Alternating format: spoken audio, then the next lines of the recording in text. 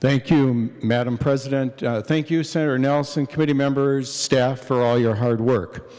There are many provisions in the omnibus bill that I do support, but very fundamentally, let's get this out. Education should be our #1 priority in Minnesota. It's the largest part of our state budget. Over the past week, we are putting together a $45 billion budget, $18 billion here. But of the surplus of $1.65 billion, only $300 million is going for public education. That's not enough. And Senator Nelson, I know you wanted to get that target higher. I know that. You had the legislation for 2 and 2 on the formula, and I commend you for offering that. School districts in the state need at least 2.5%. That's been the testimony in committee. And so it's that unmet need that is still not going to be recognized until hopefully we can get this to conference committee.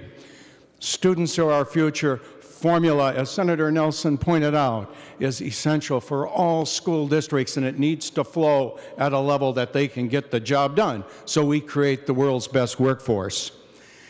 That said, we have a $300 million target for now. There are provisions that I would like to think, in a bipartisan way, many of those items. The amount for formula that you do have, if you are going to have $300 million, putting 92% into that is a very good start. It's not enough, but you put a very high value there. I commend that, the 1.5, given the low target. I want to thank the provision for the compensatory pilots after 12 years, making them permanent. There's a lot of relief for those districts that have made the case over 12 years. There's other districts that are going to show that they should qualify too. Maybe we'll hear more about that. The provisions on teachers of color, so important. We included that in the higher ed bill as well. That's a very important need to attract more teachers of color, and I commend you, Senator Nelson, for having that, as well as provisions for reading corps, math corps, the dyslexia provision, the children's museums, all important parts of what Minnesota needs. There was provision, though, for Mankato that did not get included, and Senator Friend said, made a very strong case for that. I'm anticipating it'll be included in the legacy bill, but they're doing a great job in that as well. But members, we're not going to offer amendments that will take from other programs, especially from formula. So it's the hope that that Mankato Children's Museum as well. And that would go for the Principals Academy as well, a very important program, but they'd also like to see that in Mankato, and hopefully there'll be that opportunity in conference committee. The programs that mentioned too for high school transition. I had a proposal that would have a pilot for North St. Paul, Maplewood, Oakdale, the Matamidi, and White Bear school districts to help students in that transition from 8th to 9th grade, and funding was provided in that. Thank you, Senator Nelson, for including that. Other provisions have been called out, and I just want to thank you for having those. A couple of items that did get some cuts. We had discussion yesterday on that, actually, for the Promise neighborhood programs, the NAS program, Minneapolis and St. Paul. I believe it's about $1.2 million, and they would like to have that funding. They've proven that it's done well. I certainly recognize the importance of expanding the program from that one-time money so that good things can be done, continue to be done in Northfield, in Red Wing, in St. Cloud, and hopefully more areas as well. The governor has proposed a target with his supplemental budget of over $700 million, and we could do substantially more with that. Again, I recognize we're only dealing with the $300 million, but as we set the stage for conference, We need to aspire even more for our schools in addition for the formula. $100 million is what the governor has at 2 and 2. He also would have $40 million additional for special education to address that cross-subsidy issue. Members, Minnesota stands to lose tens of millions of dollars in the federal budget discussion that's going on right now.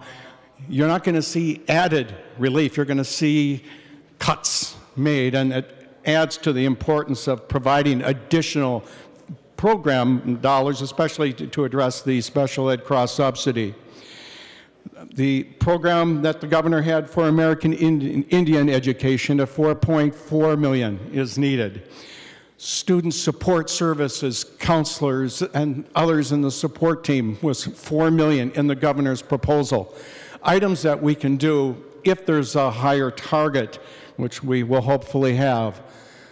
Full service schools, a proven model that works, a comprehensive way of addressing services. Education Minnesota, they've pointed this out in studies, and in fact, in their most recent publication, they pointed out how Rochester has had a very successful full-service school, and others as well. We want to close the achievement gap. We want students to be ready for K and graduate on time. Early intervention, something that we talked about yesterday with Senator Ralph and others, and Senator Abler's study groups, talking about health, human service, education, working together in a comprehensive, synchronized way to get early intervention services.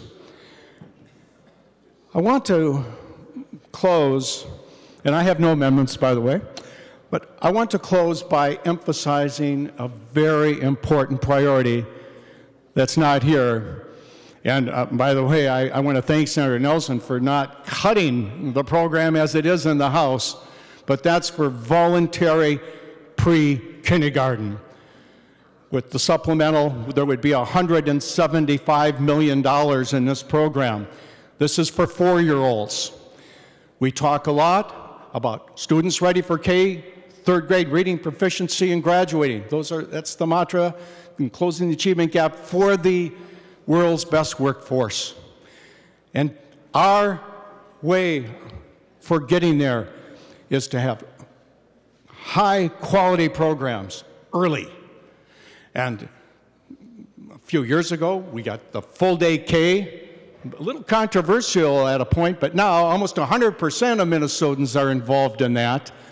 And what happened just a year ago when we agreed to have a pilot for 4-year-olds? Overwhelming response. Right now, there's about 3,300 students that are participating in these high-quality programs in different parts of the state. And you know why? Because these students, they're going to be much better prepared to enter kindergarten and ultimately succeed. Parents know that. Parents appreciate that. And these parents, they don't have lobbyists down here asking for it. They're probably at work trying to make ends meet. But their 4-year-olds are going to benefit. And the governor is asked to add an additional $175 million.